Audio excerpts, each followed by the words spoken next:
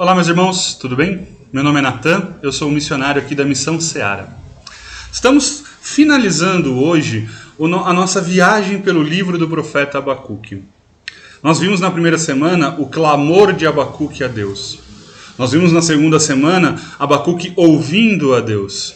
E hoje nós vamos ver no capítulo 3 Abacuque louvando a Deus. Abacuque começa o seu livro clamando a Deus, depositando em oração toda a sua indignação pelo contexto em que ele estava vivendo, pela sociedade caótica em que ele vivia. O Senhor responde a Abacuque, mas a resposta não é exatamente aquilo que Abacuque queria. Abacuque então fica mais indignado, mais confuso, e novamente ele clama a Deus, e ele então ouve a resposta de Deus. E ao parar para ouvir a resposta de Deus, ele percebe que Deus está no controle de todas as circunstâncias. Ele entende que Deus tem um plano para tudo isso, mesmo que ele não entenda nesse primeiro momento. Ele percebe que o mundo caótico que ele está vivendo está imerso em pecado e que talvez a situação até vá piorar um pouco mais. Israel seria conquistado, seria dominado por outro povo como castigo aos seus pecados. Mas ele entende que mesmo nesta situação, Deus ainda está no controle. Deus ainda é soberano sobre todas as coisas. E essa certeza faz Abacuque encerrar o seu livro com uma das mais belas declarações de confiança em Deus. Ele começa o seu livro clamando e ele termina o seu livro louvando. Vamos ler Abacuque 3, versículos 17 a 19.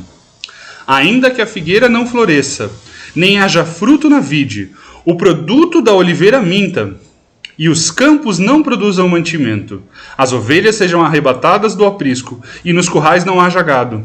Todavia, eu me alegro no Senhor, exulto o Deus da minha salvação. O Senhor é a minha fortaleza, e faz os meus pés como os da corça, me faz andar alteiradamente. Uma tremenda declaração de confiança em Deus. Após iniciar o seu livro em dúvida, desespero, indignação, Abacuque termina o seu livro louvando a Deus, se alegrando em Deus e em sua soberania sobre as circunstâncias. Mesmo que as circunstâncias não sejam boas, mesmo que as circunstâncias que viriam, o futuro à frente fosse pior ainda, mais tenebroso, mais escurecido, isso não tiraria a confiança do profeta em Deus. Isso não roubaria sua alegria de viver. E eu acho muito interessante quando ele fala que ele se alegra no Senhor, mesmo olhando para tudo isso, mesmo que tudo falte, ele se alegraria e confiaria no Deus da sua salvação, o Deus que ele conhecia intimamente. Ele sabia que Deus controlaria todas as circunstâncias. Deus é o nosso refúgio, nossa fortaleza, nosso lugar seguro em meio ao mundo caótico. E que nesse ano de 2023 nós possamos nos lembrar disso. Ele é a nossa alegria. Ele é a verdadeira fonte de alegria, porque nós temos confiança nele.